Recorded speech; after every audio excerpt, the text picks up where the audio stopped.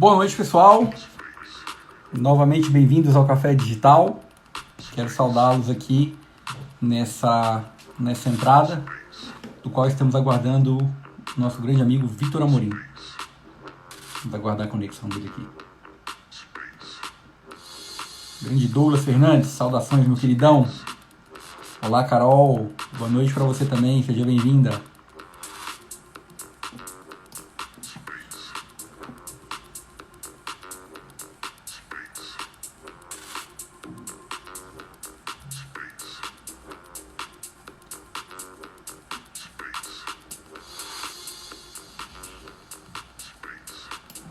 A professora Priscila já confirmou a nossa live de amanhã já.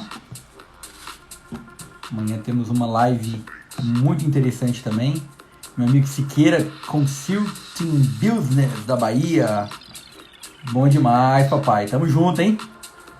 Via tua muqueca, viu? De respeito. Mandei uma aqui no meu history, mas a muqueca original da Bahia não tem como não ser mais top.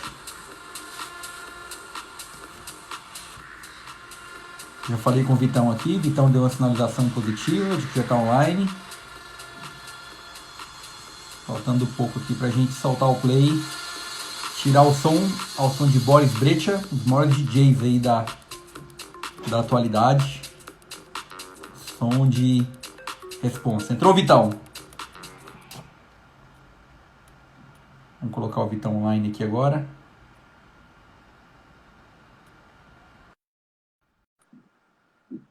Boa noite, Direito Solicitante. Grande amiga. Boa noite, Eduardo, Adriano. Boa noite, Fabiana. Boa noite, Octavano. Jerusa, um beijo para você, minha amiga. Bom revê-la aqui, viu? Boa noite, Gabi, sempre com a gente também. Saudações, minha amiga. Já estamos conectando aqui com o professor Vitor. Boa noite, Fabrício. Nossos amigos estão entrando. A gente fica muito feliz de poder ter a conexão de vocês aqui. O projeto entra em mais uma semana e com certeza é uma semana também importante. Obrigado, viu? Deixa eu ajustar aqui a luz, que eu acho que ela está um pouco forte. Eu vou diminuir um pouquinho.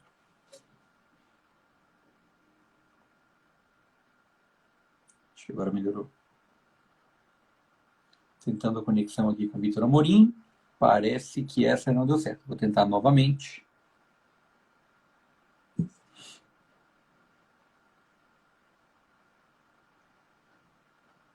Agora sim.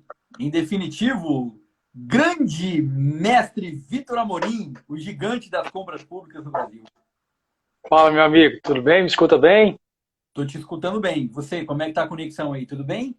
Tudo ótimo, cara. Tudo ótimo. Depois que eu passei um perrengue com uma live que eu fiz na UAB Goiás, o pessoal me ensinou um esquema de negócio de multitelas.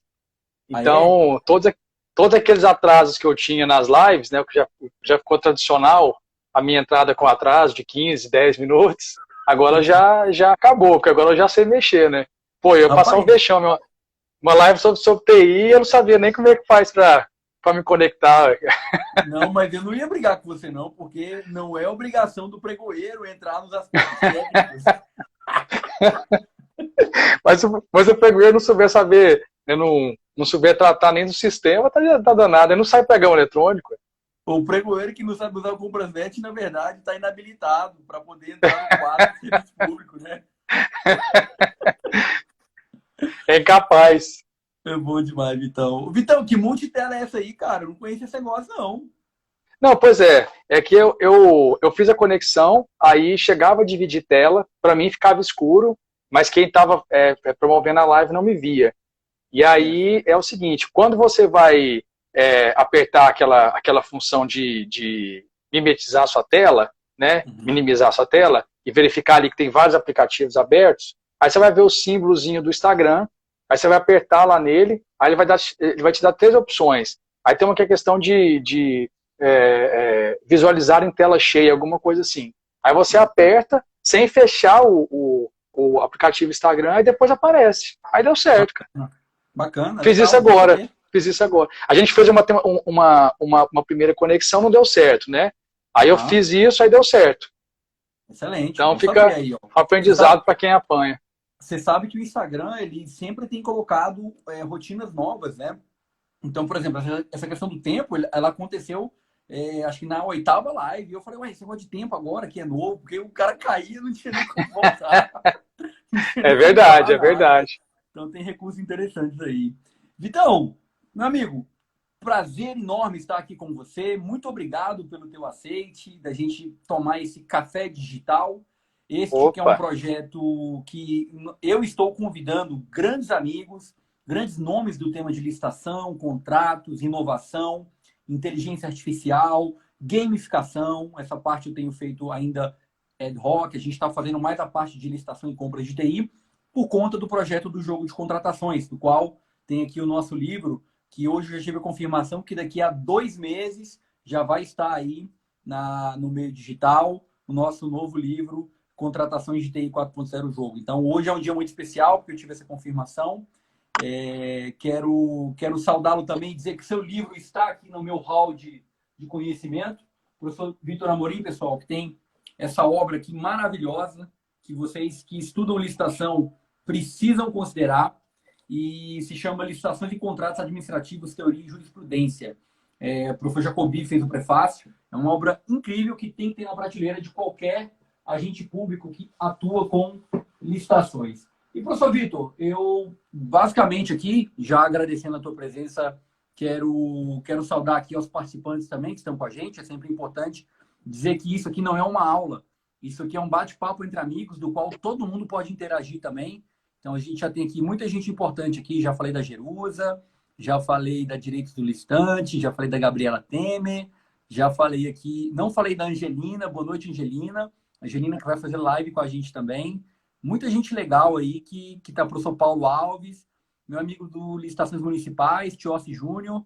Eu sempre gosto de isso. citar todos que estão com a gente aqui para a gente valorizar o espaço, porque é um espaço em comum e de colaboração. Mais do que gamificação, isso aqui é um espaço de colaboração.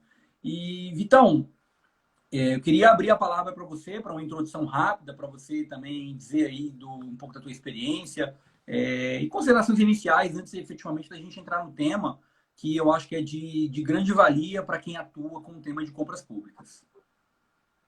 Bom, Netão, primeiro, só tenho a agradecer mesmo essa oportunidade. A gente verifica aí pelo seu fantástico projeto que só gente da melhor qualidade já passou por aqui, né, pessoas de todas as áreas, não necessariamente pregoeiros ou que lidam diretamente com contratos, mas com gestão de riscos, pessoas do nível de planejamento também. Então, realmente é uma honra estar presente aqui nessa série. E também destacar a presença de outras pessoas também muito importantes, o professor Paulo Alves aí presente, a Carmen também do Direitos dos Licitantes também presente, sempre prestigiando a gente. Então, realmente é importante a gente fazer essa menção. A professora Gabriela Perso acabou de entrar também. Ela deve ter sido uma que achou que eu fosse atrasar para entrar na live. Então, dessa vez eu entrei antes dela na live. Priscila também, ela de Belém, aí presente. Priscila então, sempre agradecer a presença de todos. E só fazer um destaque, já aproveitando a sua apresentação, né, que a gente está aí com um novo livro, né, Sou Pregão Eletrônico, Comentários ao Decreto Federal 10.024, de 2019, livro escrito com um grande amigo, o professor Rafael Oliveira. Então já está à venda na Editora Fórum.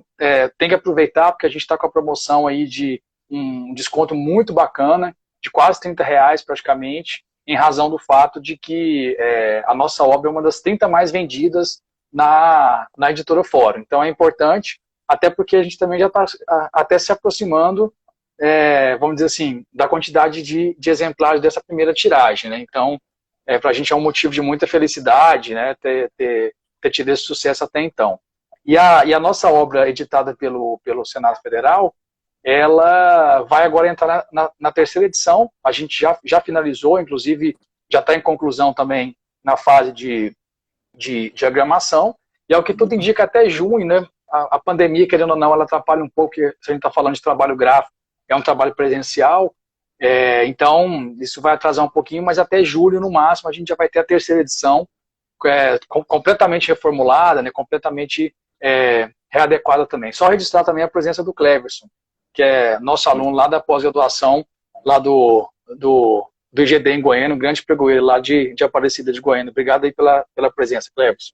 Em tempo também, mandar um beijo para a Cíntia, que acabou de entrar, minha colega de AGU, grande guerrilheira das contratações, uma pessoa que eu admiro muito. Um beijo para você, Cíntia. E também para minha amiga Vanessa, do Rio de Janeiro, que atua também com projetos de compras. Um grande abraço a todos vocês.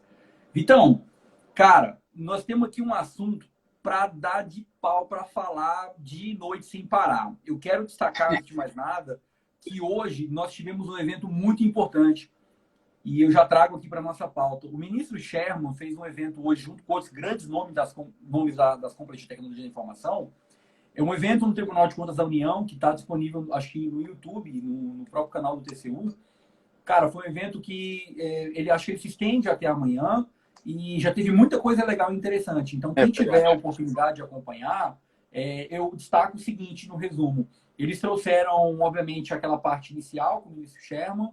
O ministro Sherman destacou uma coisa que eu até comentei no nosso grupo aqui, que agora eu estou no Ministério da Economia, eu comentei que eu fiquei emocionado, porque ele reconheceu o esforço de um analista de tecnologia da informação que comprou uma briga e que foi até a última instância, e aí o cara conseguiu mudar uma métrica, fez aquela confusão inteira, mas tirou um contrato que estava onerando o órgão.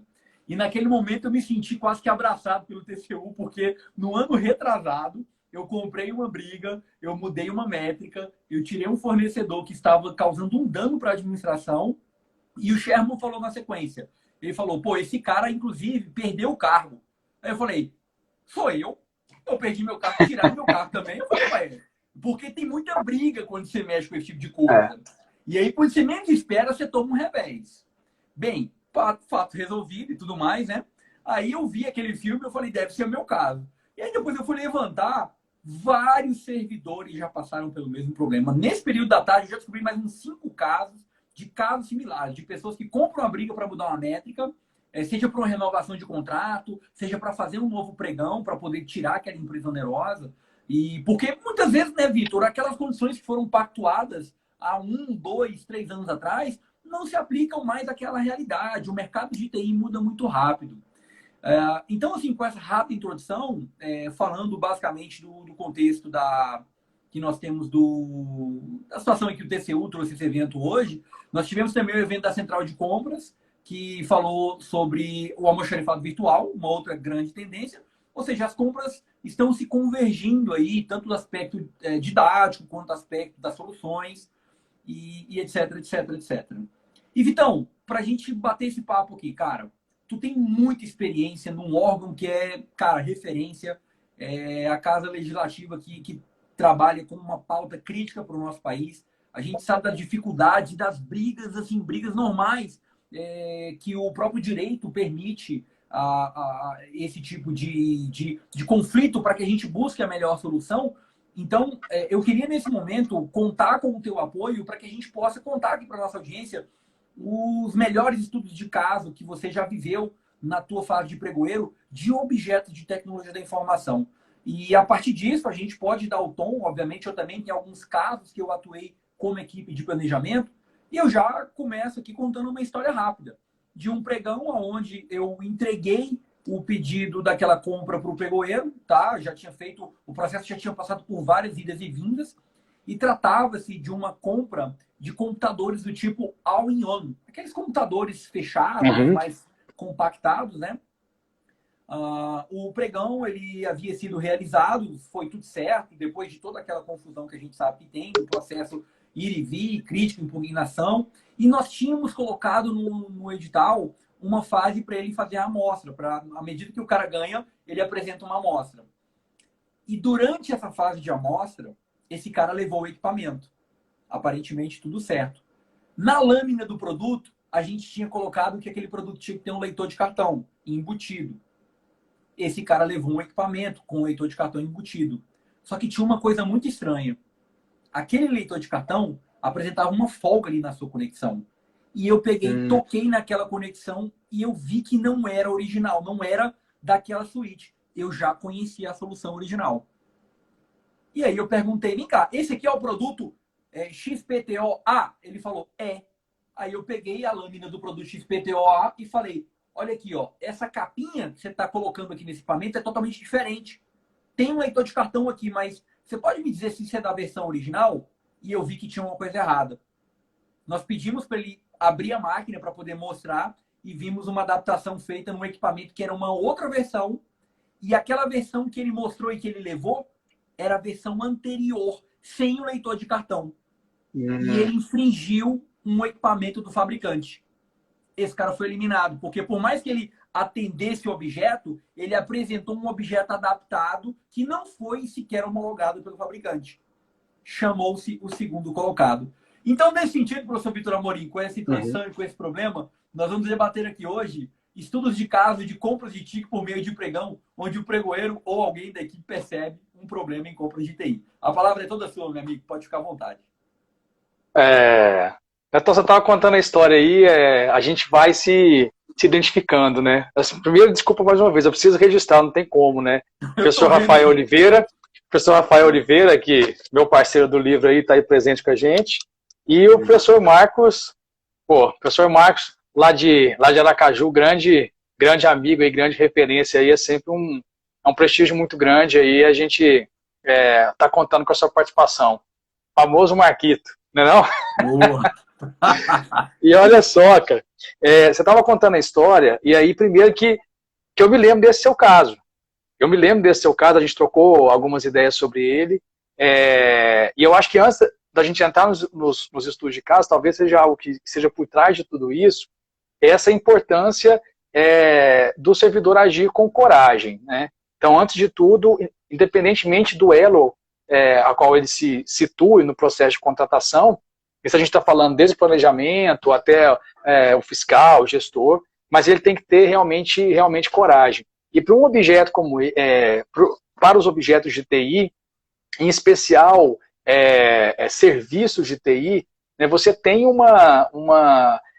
vamos dizer assim, uma velocidade de transformação muito grande e que muitas vezes, né, aquela metodologia, aquelas métricas tradicionalmente adotadas pela administração, elas não conseguem atender a velocidade dessas transformações no mundo real. E isso eu acho que por vários fatores, por isso que eu falei da coragem, né? E você sempre atuou com coragem e aí vieram as transformações. E fico feliz que o ministro Sherman tenha reconhecido, ainda que não seja especificamente o seu caso, mas você sabe que é o seu caso e eu sei que você viveu, passou por isso. Mas a gente percebeu... Da Embratur, né? Mas a gente percebeu... É porque o script era quase o mesmo seu. Eu falei, cara! Mas isso aí é pra gente ver que a gente se identifica e que as realidades são realmente muito próximas, às vezes com alguma intensidade diferente, mas a realidade é muito próxima. Mas é onde eu quero chegar, né? Aí a gente acho que o nosso bate-papo vai fluir nesse sentido. O professor Felipe Bozelli aí presente também, registrar para Tutu. E aí o seguinte, a gente perceber que muitas vezes o gestor, né, agindo por precaução ou algo que está muito em voga, né, por medo, ele não quer revolucionar, ele não quer mudar, ele não quer sair daquele script. E aquela métrica, muitas vezes, se a gente for abrir os livros, né, de teoria geral de licitações e tudo mais, elas são desenvolvidas por uma realidade completamente diferente de TI, né? Então, se a gente não tem essa coragem, se a gente não tem esse mínimo de ousadia, o fato é que as categorias jurídicas já estabelecidas e as análises que já foram feitas pelo controle, tanto interno quanto externo, elas passam a ser insuficientes para dar guarida a essas mudanças. Então, sem coragem, a gente não sai do lugar, a verdade é essa. Porque a coragem, nesse caso, vamos dizer assim, se aventurar, adentrar num caminho que é novo. Por que é novo? Porque você vai olhar para o lado, não tem nenhum acordo, não tem nenhuma decisão nesse sentido, e aí, eu vou bem, não vou? E um outro problema também que eu percebo, Neto, que a gente precisa evoluir muito, e eu acho que aí a TI, esse pensamento, essa perspectiva do pessoal da TI, eu acho que agrega muito, e isso em todos os ramos, né? Talvez um pouco mais é algo que eu venho brigando muito, né? É um pouco mais de empiria nas nossas instruções processuais. Em que sentido? A gente precisa comprovar quantos TRs que a gente observa, que a gente analisa, e eu vi aquele dia seu bate-papo com o Renato Fenili, né, quantos TRs, na verdade, assim, são baseados em achismos. Quantos TRs não tem, por exemplo, uma fundamentação empírica, ou seja, olha, esse dado eu tirei daqui, ou então é uma estatística, ou então, veja, às vezes você tem dificuldade de ter TR com o histórico de consumo daquele órgão, algo que é básico, ou seja, ou então uma informação de como é que está seu estoque. Não, eu vou comprar porque eu preciso, todo ano eu compro, mas peraí, de onde você chegou nessa quantidade? Por que tem que ser esse objeto? Dentre as opções que existem no mercado, por que essa aqui atende, por que aquela ali não atende, por que você está afunilando ou está ampliando, né, esses potenciais concorrentes, fornecedores. Então, a gente verifica muita dificuldade nessa ausência de empiria na instrução dos processos licitatórios. E isso fica muito claro quando a gente fala, quando a gente analisa aquilo que você falou no início, quando você relatou a sua experiência, que é a fluidez desse conceito de eficiência. Né? A fluidez desse conceito de eficiência. Peraí, eu vou mudar a métrica, eu vou sair de uma OST, vou para uma outra métrica. Mas peraí, buscando a eficiência. Aí a gente começa a perceber que, já fazendo uma crítica também ao próprio TCU, e aí a gente tem algumas evoluções muito importantes. O TCU, semana passada, inclusive editou uma resolução melhor estabelecendo como que vai se dar, né, as comunicações dos acórdãos, o que é uma recomendação, o que é uma determinação, ouvir o gestor. Salvo engano, não sei se é a resolução 350, então me desculpe aí que eu não sei exatamente qual é o número da resolução, mas é recente. Mas a gente observa o que é importante, porque muitas vezes o TCU se baseia em, vamos dizer assim, colocações vagas. Ah, isso não é eficiente, ou isso não é vantajoso, ou não é a alternativa mais econômica para a administração. Mas espera aí, com que base? Com que base empírica? Ou seja, será que se eu mudar uma métrica, e aí você vai perceber que muitas vezes hoje, o nosso controle e o nosso arcabouço, vamos dizer assim, teórico, não está, por exemplo, preparado para eu pensar, até mesmo na TI, num ciclo de vida do objeto. Ah, mas você vai despender muito recurso. Espera aí, a outra alternativa você vai despender a metade disso. Espera aí, cara, mas daqui 5 anos eu não vou gastar nada com essa alternativa que eu estou propondo, e com a outra eu vou ficar ali dependendo. Ou seja, quantos serviços de TI que a gente tem na esplanada, que a gente fica na dependência, e muitas vezes tem que cair numa inexigibilidade, porque a gente fica... A estruturação da maneira de executar o serviço já é para depender daquele fornecedor. E aí você não tem mais o que fazer. Pô, já implementei, passei 5 anos pagando ele, está na hora de renovar, vou ter que cair nele de novo.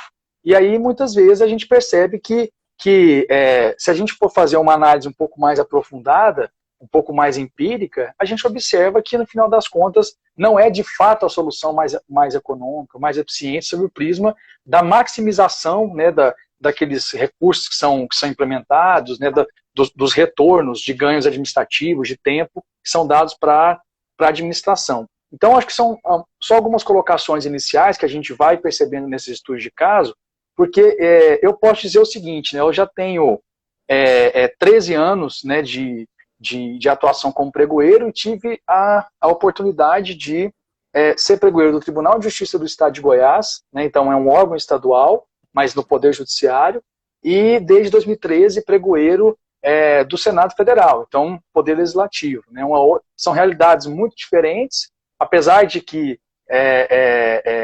tem algumas complexidades que não estão presentes, por exemplo, no Poder Executivo, mas, por outro lado, também a gente não passa por dificuldades que o Poder Executivo passa. Mas, para mim, ficou muito nítido essa diferença de realidade, principalmente quando eu licitei objetos na área de TI.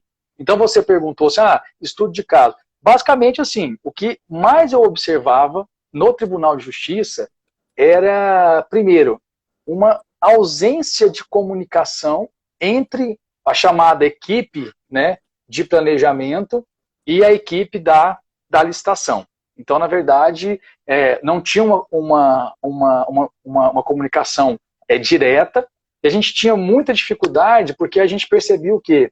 A gente percebia que a gente não tinha a possibilidade de aprender com os erros das licitações para incorporar nos novos processos. Então, muitas vezes a gente recaía nos mesmos erros e a gente começou a perceber o seguinte, né, que muitas vezes se fala, área de licitação, tem muita corrupção, tem muito desvio, etc. e tal, mas aí você observa que, na verdade, né, a etapa do procedimento licitatório, uma visão macro, que mais recebe luz é a licitação, propriamente dita, é a fase externa. E, na verdade, é a etapa que você mais tem dificuldades, em razão do excesso de incidência de controle, que você mais tem dificuldade de pisar fora da linha. A verdade é essa. Sim. Agora, na área de TI, a gente passou a perceber o seguinte, que o grande problema de muitas licitações que eram fracassadas, ou então de muitas licitações que recaíam sobre os mesmos fornecedores, era um direcionamento que se mostrava presente lá na fase de planejamento. Então, e aí é um estudo de caso, vamos dizer assim, algo mais geral, a gente percebeu isso numa compra que nós fazíamos de computadores, né? E veja que o Tribunal de Justiça atendia não só, né, Goiânia, né, a comarca de Goiânia, o Tribunal de Justiça mesmo como órgão de segundo grau, como também todas as comarcas espalhadas pelo Estado. Né? O Estado de Goiás tem 246 municípios, na época eu não lembro quantas comarcas eram, mas no mínimo umas 100 comarcas. Né? Então realmente era uma estrutura muito grande. E aí a gente percebeu o seguinte, que todas as aquisições que nós fazíamos, né, anuais e aquelas suplementares, sim, mesmo sendo via pregão, caía na mão do mesmo fornecedor. E às vezes era até assim, constrangedor. Aqui eu estou falando com toda tranquilidade. Era até constrangedor para a nossa equipe de licitação a gente chegar numa sessão, era pregão presencial, tá? A gente chegar numa sessão de pregão presencial e simplesmente nós termos 10 empresas participando e 8 desclassificações, por exemplo. Porque, na verdade, você tinha ali um objeto direcionado.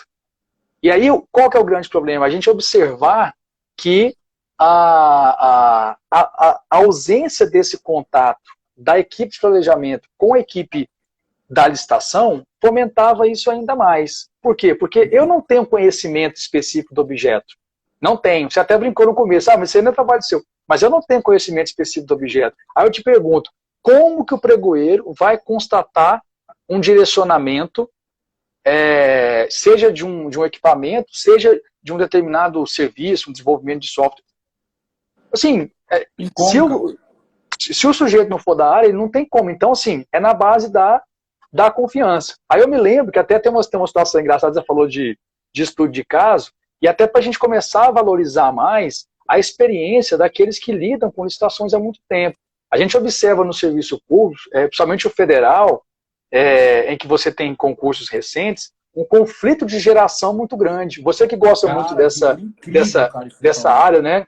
A gente percebe assim, um conflito de gerações muito grandes e às vezes até desprestígio. Assim, eu particularmente sempre tive, vamos dizer assim, a grande sorte, talvez a palavra seja essa, eu sempre tive a grande sorte de trabalhar com pessoas experientes, trabalhar com pessoas que já têm uma vivência, que às vezes não tem um refinamento teórico, às vezes não tem uma formação jurídica, às vezes não tem uma formação técnica, mas tem conhecimento de vida. Né? E licitação, principalmente para quem faz o pregão presencial, para quem faz as licitações presenciais, e eletrônico também não é diferente, querendo ou não, ela é presencial, mas numa plataforma virtual, né? Mas assim, você lida ali com comportamentos, é muito que você trabalha a ideia da teoria dos jogos, né? Ou seja, um passo que eu dou influencia no incentivo que aquele outro vai ter de ou agir certo ou agir errado. Então, assim, a gente percebe que a gente precisa ouvir mais essas pessoas que têm a experiência prática, ainda que não tenha formação, mas a experiência prática. E, infelizmente, a gente observa hoje que há um conflito geracional, uma visão preconceituosa dos mais novos em relação àqueles mais velhos, àqueles que são experientes. E, nesse caso, eu percebi um grande amigo meu, ele era o nosso secretário da comissão, da equipe de apoio. Aí, quando a gente estava fazendo a terceira licitação, e essa empresa, de novo, sabe, desclassificando todo mundo, parece que o cara já sabia, peraí, ó, aqui, ó, na folha tal, item tal, não atende isso. Pô, mas que realmente não atende e tal? E aí ele falou o seguinte, a gente fazia pregão presencial, né? E aí ele falou o seguinte, ele foi, levantou, no meio da sessão, ele levantou, acho que eu nunca contei essa história assim em público, ele foi, levantou na sessão, aí ele pegou e falou assim, ó, acabou essa palhaçada, e bateu no computador. De agora em diante, a licitação para esse tipo de objeto, a gente vai tacar tudo no eletrônico. E aí o pessoal, não, o que é isso, fulano? Calma, não é bem assim, etc e tal, e não sei o quê. E aí, veja, onde eu não quero fazer um ódio aqui ao eletrônico, dizendo que é a melhor coisa do mundo. Mas nesse caso, qual que é a grande vantagem de ter jogado no eletrônico que a gente começou a jogar? Nesse caso, quando você joga para o eletrônico, você amplia muito as bases da concorrência. Então, às vezes, essa empresa, dentro daquele objeto direcionado, ela tinha muitas vezes a exclusividade de comercialização naquela região. Mas quando você joga para o eletrônico, às vezes você tem outros que vendem produtos similares, inclusive em relação àquelas especificações restritivas, e eles conseguem atender. E como é só entrega, então assim, aí você diminui ainda mais aqueles ônus, aqueles custos transacionais para o sujeito que é de outro estado participar. E aí fizemos a licitação no pregão eletrônico. Essa empresa, durante, até depois que eu saí de lá, que eu tive notícia, 2, 3 anos, ela não ganhou mais. Mas aí a gente recai no outro problema, né? Como o pessoal queria muito direcionar o objeto, aí sabe o que o pessoal começou a fazer? Começou a aderir à ata da empresa. Então nem licitava mais. Então, assim, eu tô contando isso porque tudo isso é público, né? Qualquer pessoa pode pesquisar o histórico dos contratos no Tribunal de Justiça e verificar isso. Mas o que eu sentia lá era justamente isso. Essa distância, não sei exatamente até que ponto que isso era intencional ou não, mas assim, a gente tinha essa dificuldade, a gente tinha essa barreira. E aí que eu falo, ó, até com os outros pregoeiros que estão aqui presentes, que já têm essa experiência, que eu comecei a ver o instrumento da impugnação com outros olhos. Hoje nos cursos, nas aulas, nos bate-papos, muitas vezes a pessoa fala, não, mas nossa, impugnação, a gente tem que evitar isso e não sei o quê. Nossa, graças a Deus que não teve impugnação. O pessoal faz até meme, brinca e tal. Mas eu, particularmente, eu acho muito estranho quando eu faço uma licitação com um objeto muito diferente e não tem impugnação. Por quê? Porque quando você impugna, ali é o momento em que o mercado tem um primeiro contato com a administração. Isso, assim, eu não estou considerando cotação, etc. Mas o primeiro contato dialógico, de fato, de poder dialogar. Olha, peraí, esse objeto aqui está direcionado. Então, assim, onde eu quero chegar? Que a impugnação, para mim, nesses casos, era a grande salvaguarda com o pregoeiro. Porque como eu não tinha conhecimento do objeto, e isso estende para tudo, não só TI. Como eu não tinha conhecimento do objeto, era o mercado que tinha condição de me falar, olha, tá direcionado isso aqui, meu amigo, isso aqui não pode. Olha aqui, ó. Aí demonstrava lá por A mais B que só aquele fornecedor tinha aquele objeto. Então a gente tinha muita dificuldade na época em relação a computadores, cartuchos, impressores, que eram aquisições milionárias. E as impugnações, ela realmente que nos dava, pelo menos, um elemento para poder abrir um canal de diálogo com o pessoal da TI, porque a gente não tinha subsídio nenhum. Então, isso também serve, de certa maneira, para quem tem essa experiência prática, de observar que essa comunicação com o mercado, ela é sempre salutar. E nessa área de TI, então, é mais ainda, porque o que nós temos de empresas sérias, empresas capacitadas, que realmente querem apresentar, né, uma outra situação, superando o estado da arte, então, presente em relação àquela metodologia, em relação àquele serviço, em relação àquele software, em relação àquele equipamento, a gente tem que ouvir essas pessoas. Realmente, assim, ó, a gente tem que abrir para impugnação. Quando vai fazer um pregão, por exemplo, para serviço de TI, que tenha POC, né, que tenha ali toda uma análise. Gente, pelo amor de Deus, temos que dar 15 dias de divulgação para o sujeito ler o edital de cabo a rabo, apontar, mostrar as contradições, mostrar os direcionamentos. E aí, para fechar ainda esse relato, né, então lá eu senti um pouco essa dificuldade.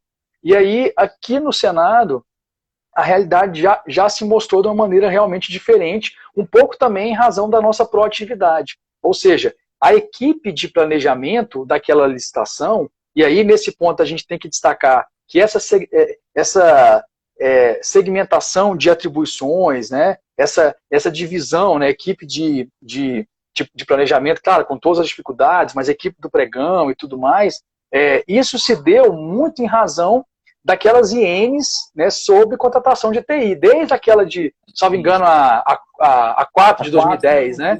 Motivada pelos acordos que provocaram a SLTI. Ou seja, então a gente aprendeu muito. Assim, né?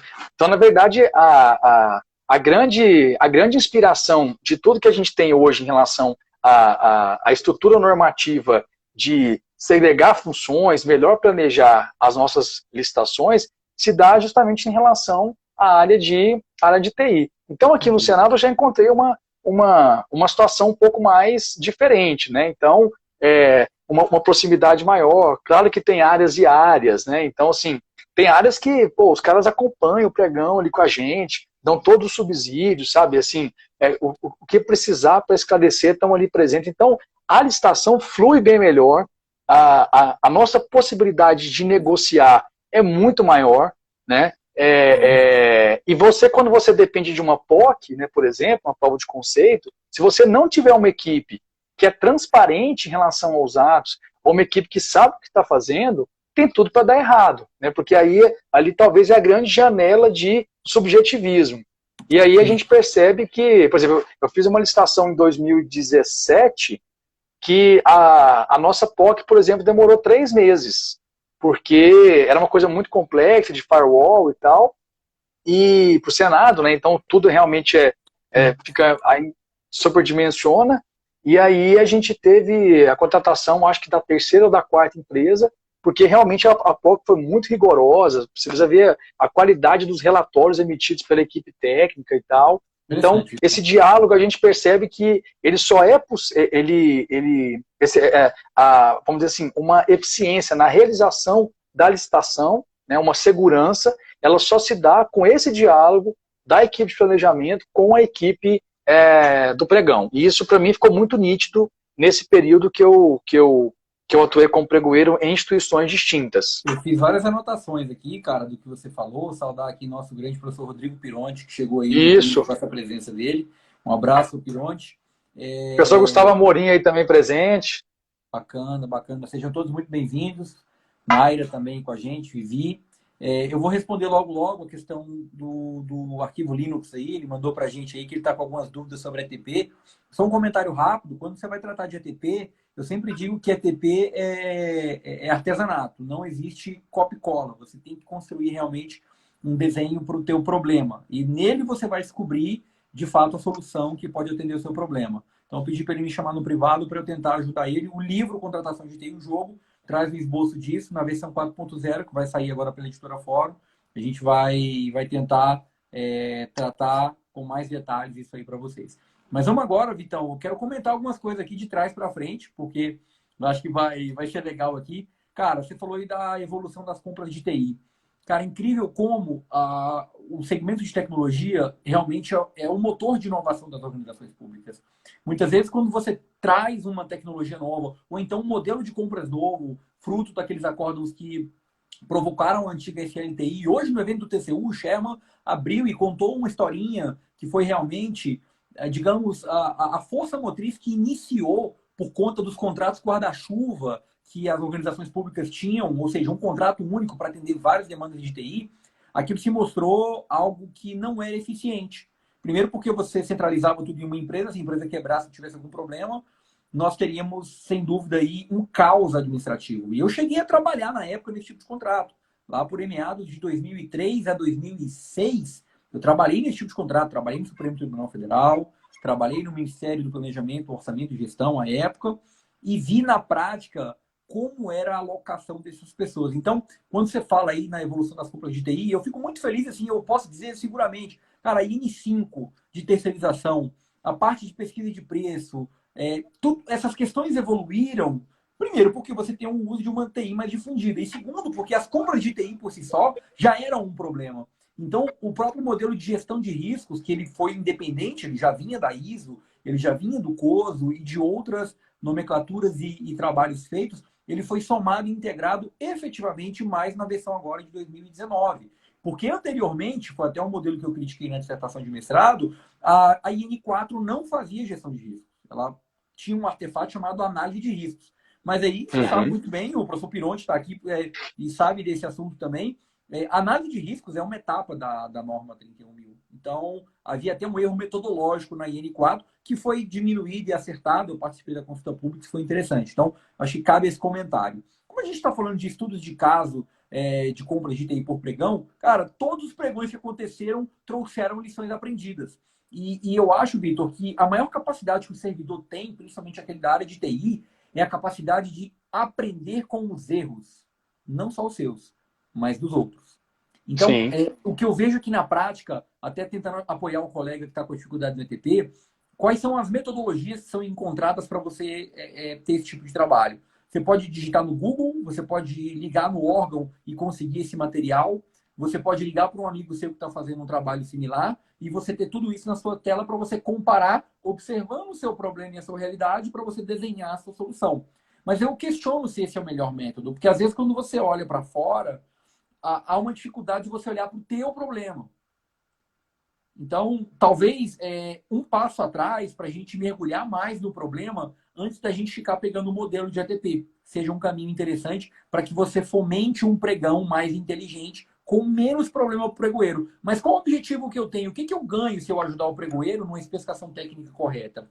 Cara, você ganha menos impugnação. E aí tu falou da impugnação. Porque quando o teu trabalho é impugnado, está mostrando o seguinte, das duas uma. Ou passou algo no teu radar, passou algo no radar do mercado que você não contemplou, mesmo você fazendo todo esforço, ou, meu amigo, você não estudou direito o objeto e você está sendo alvo de um questionamento do mercado, o que é normal, ninguém tem como fazer um estudo perfeito, mas, cara, vamos lá, a gente tem que dar um passo e colocação da linha da humildade e dizer que a TI nem sempre ela sabe tudo. Porque o que a gente mais vê, Vitão, a área de tecnologia da informação com muita certeza. E eu me questiono, porque eu vejo grandes especialistas do tema de compras públicas, a gente, cara, eu vejo você debatendo, fazendo suas lives também, todo mundo cheio de dúvida. E algumas pessoas, cara, que, cara, você não vê escrevendo nada, falando nada, emitindo opinião, e aí chegou a impugnação, o cara fala, não vamos acatar a impugnação do licitante. Peraí, meu amigo, tem alguma coisa errada nisso daí. Aí depois que dá problema, não tem como ir atrás. Aí o TCU tem toda a razão em questionar e bater, e eu apoio quando tem impugnação. Eu acho que a impugnação é um alerta para que o gestor possa revisitar o seu trabalho. E aí, Vitão, pegando um outro ponto que você falou, melhorar a comunicação, que é o que a gente sempre fala, que é a teoria do elefante aqui, que vale transversalmente. O servidor ele tem que ter a capacidade de ter assim, a gente está agora no advento do teletrabalho, mas eu acho que o servidor tem que ter a capacidade de saber integrar. Quando eu vejo integrantes técnicos, administrativos, requisitantes, assinando um documento, aquele servidor tem uma flag. Flag é uma bandeirinha. Ele tem um botãozinho ali que ele é um líder daquela equipe. Ele é um líder daquele projeto. E quando a gente fala de liderança, a gente fala de iniciativa, de tomada de decisão, de comprar riscos calculados, não é risco de qualquer forma. E é necessário que esse servidor tenha esse perfil. Porque se o servidor não tiver esse perfil, eu convido quem nomeou ele a ressignificar e reavaliar a postura daquele profissional. Porque se você coloca uma pessoa que sabe muito tecnicamente, mas não sabe conversar e dizer o que pensa, você está com um elefante dentro da sua sala. E aí isso vai gerar um problema no longo prazo. Então, um resumo rápido dos pontos que eu vi que você falou, que eu acho que foram interessantes de comentar. Eu vi que também você falando isso aqui é legal de falar, cara. Eu gosto muito do termo arquitetura da necessidade. E quando você fala que a demanda tem que ser muito clara, cara, toda live eu falo isso, a teoria do jogo de contratações, que é um método que a gente usa para poder ensinar as compras. Cara, se eu não souber arquitetar uma necessidade corretamente, não faz sentido eu evoluir o meu ETP. Então, é preciso também considerar isso daí. A fonte do dado é muito importante. O que a gente vê, então, são muitos termos de referência ou estudos técnicos preliminares que trazem o dado. Aí tu falou que a TI geralmente não consegue comunicar isso no trabalho. Mas espera aí, a TI é que provê dado com a maioria das ferramentas que tem e ela não consegue fazer um termo de referência com dados. Pasmem, ela até consegue. E quando ela consegue, ela não consegue citar a fonte. Aí ela coloca um relatório de gestão do contrato com, sei lá, eu pegar um relatório aqui de central de serviço. Foram 3.000 chamados, dos 3.000 chamados foram 1.000 de computadores, 1.000 de redes e 1.000 de segurança. Né? Tá. Aí o cara pega um relatório, copia e cola uma tabela do Word para dizer quantos de cada um foram. O cara pálida. De onde é que você tirou esse dado? Como que esse dado foi? Não tem a metodologia do dado. E aí muito se fala em ciência de dados, não sei o quê, mas onde é que estão os especialistas em dados? Eu vejo que o profissional que vai trabalhar com compras públicas no futuro é o cara que é especializado em dados, o cara que é especializado em pesquisa. Quem não souber pesquisar, quem não souber realmente construir um mindset de acadêmico, não necessariamente acadêmico, porque o acadêmico é uma ferramenta apenas, mas quem não conseguir comunicar que aquele dado realmente reflete a verdade, vai causar um problema e um prejuízo nas compras públicas para o pregoeiro e para quem mais que estiver acima. Gestor do contrato, fiscal, vai causar um problema em série. E isso tem que ser considerado, então. E o que você falou, né, essa questão da comunicação, ela para ser promovida, ela precisa dessa abertura. Então, a gente está falando de questões que não são resolvidas apenas com mudança de normas. Né? A gente está falando de questões que são comportamentais. Então, tem um trabalho muito grande, né, envolvendo a gestão de pessoas em toda essa estrutura. O problema é que a gente se acostumou a acreditar que compra pública é coisa de quem é da área do direito. Esse é o grande problema. E se a gente for perceber, na verdade, assim, o pensamento jurídico em relação às compras públicas, que a gente está falando de fenômenos práticos que envolvem o relacionamento com o mercado, ele é meramente reativo. Né? Basta a gente ver, por exemplo, o projeto da nova lei de licitações. Ele é reativo. O que ele cria de novo? Ou seja, ele pode incorporar boas práticas, pode incorporar mudanças que foram fomentadas a fórceps, ou por servidores e servidoras ousados e corajosos, como você destacou no seu caso, e aí você falou, opa, peraí, então, vamos pegar esse modelo novo aqui e vamos incorporá-lo numa norma, ou vamos analisá-lo e vamos concluir que está tudo bem, que está tudo ok. Ou seja, então é reativo. Então, o pensamento jurídico por si só, hoje no Brasil, sobre compras públicas, ele não é propositivo. Então, assim, eu falo isso com toda tranquilidade, basta a gente verificar os pareceres, as análises que são feitas, controles de auditoria, são sempre reativos. É muito difícil, na verdade é uma exceção, você ver algo propositivo, ou seja, mude o modelo, revolucione, transforme. Então, querendo ou não, a gente tem que se socorrer desses ensinamentos, dessas outras áreas, para fazer essa composição. E aí, eu fico muito feliz em poder dizer isso, porque lá no Senado, como a gente tinha já um estabelecimento muito claro, né, de quais eram as áreas técnicas, então isso facilitou demais. Né? Então, um trabalho muito bem feito por toda a equipe. Né? Na nossa disciplina interna sobre o processo de contratação, a grande transformação foi definir de maneira bem clara os papéis. Então, fazer uma matriz de competência. Então, você ter o órgão requisitante, que não necessariamente é o órgão técnico. A gente percebe, por exemplo, que a IN5 de 2017 recai nesse erro algumas vezes. Né? Então, a gente fazer essa distinção e fazer uma tabela de correlação. Ou seja, pegamos os dados, como você falou, de tudo que o Senado já contratou na história, e fizemos uma tabela de correlação de 2 colunas. Uma coluna era o órgão técnico, que é a unidade administrativa, e a outra coluna era o objeto. E aí fazia essa correlação. Se eventualmente você tivesse um objeto inédito, ou tivesse algum conflito em relação ao enquadramento de qual seria o órgão técnico, isso é resolvido pela diretoria geral. Ou seja, até os casos omissos, né, os casos controversos, existe uma solução a ser dada. Então a gente passou dessa etapa de ficar brigando para saber quem é que é o órgão técnico. Lá nos nossos processos a gente não tem essa briga mais, porque o sujeito já vai cadastrar o DOD automaticamente no sistema, ele só cadastra a solicitação, seja para comprar uma caneta, seja para contratar um curso, seja para contratar uma obra, ele tem que fazer o DOD. Ele fez o DOD no sistema, gera o processo, desse processo já faz a análise de correlação, olha o dado, como que eu ia fazer essa análise, como que o sistema ia fazer essa análise de correlação sem o dado? Então ele já faz, Então seleciona um objeto que você quer. Não, eu quero software. Aí ele já vai direcionar, ele já vai distribuir o processo lá para o Prodazem, a nossa diretoria de informática, para elaborar o TR. E o papel do órgão técnico já está muito claro no nosso ato normativo interno. E aí a gente, inclusive, aí que entra essa necessidade da gente ter a proatividade, já sabendo disso, ou seja, o que a gente quer, quem trabalha com licitações, quem faz as licitações, quem conduz a fase externa, o que nós queremos é um apoio também dessa área técnica na hora de conduzir a licitação. E isso, assim, querendo ou não, só em 2019 que a gente teve a incorporação disso, lá no Decreto Federal 10.024/2019, principalmente, só para citar, artigo 17, parágrafo único, essa possibilidade do pregoeiro solicitar, requisitar essas informações.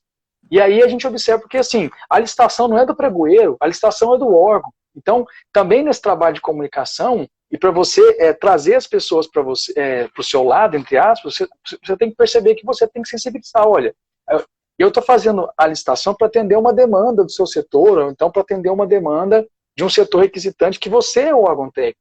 Então a gente começou a trabalhar nesse sentido, e aí mudamos o nosso ato normativo, estabelecendo internamente, isso desde 2015, que é obrigação da área técnica prestar o suporte para o pregoeiro na hora de responder a impugnação, pedir de esclarecimento, analisar a proposta, analisar a documentação de habilitação. Aí sabe como é que a gente fez para poder tornar isso bem factível? Não é só no papel. É o seguinte, quando chega a licitação para a gente poder publicar, geralmente quem faz a publicação do edital é o setor de licitações, que tem que numerar, marcar a data, beleza.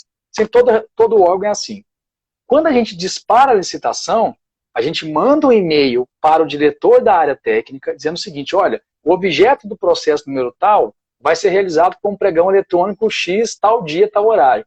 Nos termos do ato tal da diretora-geral, solicita a designação dos servidores que ficarão à disposição da comissão de licitação do pregoeiro para a realização do certame. Ou seja, porque ele vai indicar os servidores nominalmente. E aí, veja, primeiro que esses servidores já vão estar sabendo, para o cara não entrar de férias, para o cara não tirar um horário de almoço muito alargado, que às vezes acontece isso, precisa analisar uma proposta. Não, fala com fulano, cadê o Neto? É só com o Neto está de férias, está de licença de capacitação. Então vou parar o pregão, ficar 3 meses, aí quando ele voltar a gente resolve. Então veja, indicar 2 no mínimo, porque se um não tá, teve dor de barriga, teve problema, tem o outro. Mas aí não é só isso.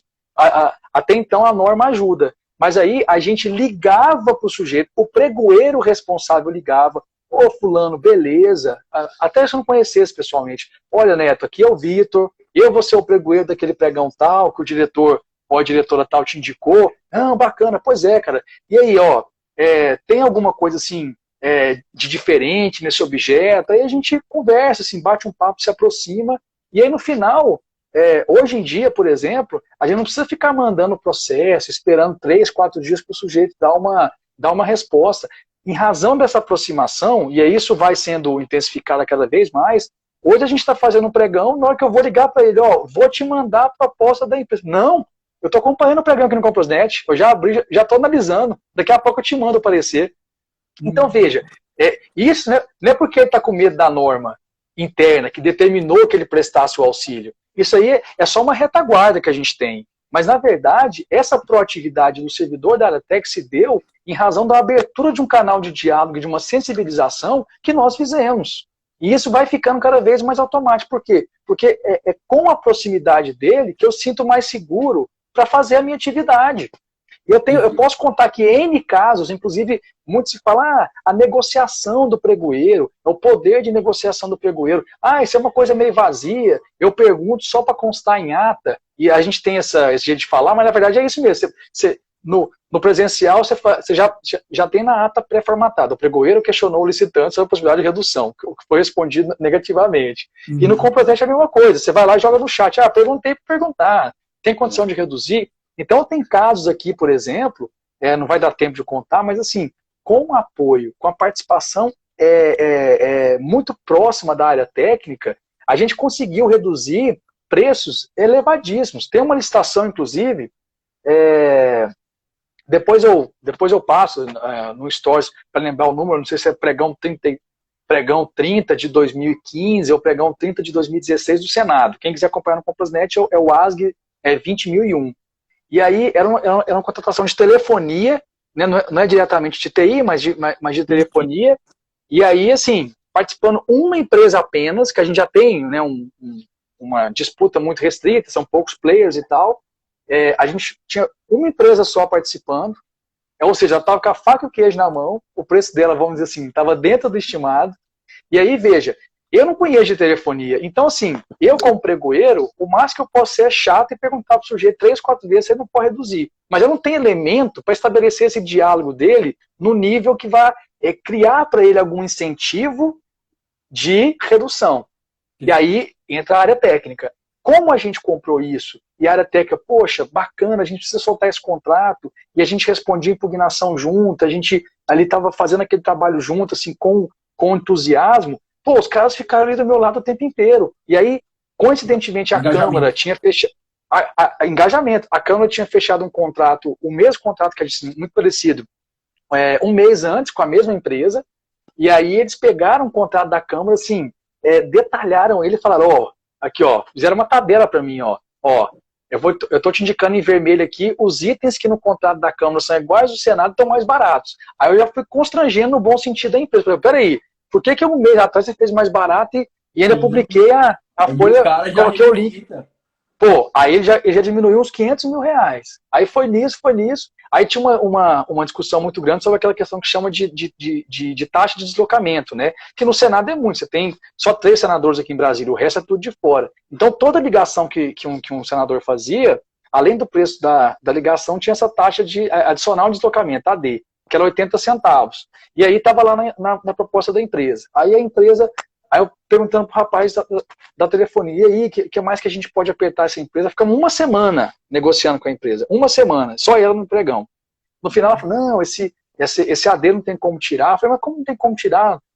No contrato privado vocês me dão o roaming nacional de graça, ninguém cobra isso mais. Não, mas é porque é diferente. Porque, pô.